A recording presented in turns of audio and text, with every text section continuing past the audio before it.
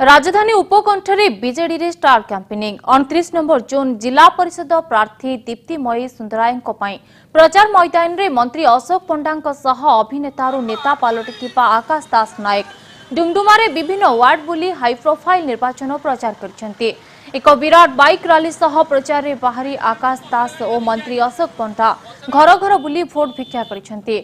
राज्य सरकार को स्वच्छ शासन और लोकाभिमुखी योजना को लोकों पाखरे पहुंचाइबा सह दलीय प्रार्थी भोट मागिछन्ति सिनेस्टार आकाश दास नायक।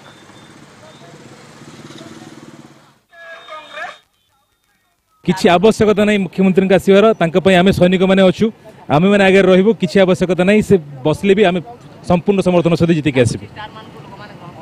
स्टार मान नहीं आम दलर कर्मी दलर नेता आम दल कम करुचु तेणु निश्चित भाव में आम कथा लोक मैंने शुणवे बोले आम आशा और विश्वास। आउ 11-12 2 दिन रही तेणु ये 2 दिन भितर निश्चित भाव काली तो प्रचार शेष आम निश्चित भाव आ काली दिनटा प्रचार जोरदार करूँ।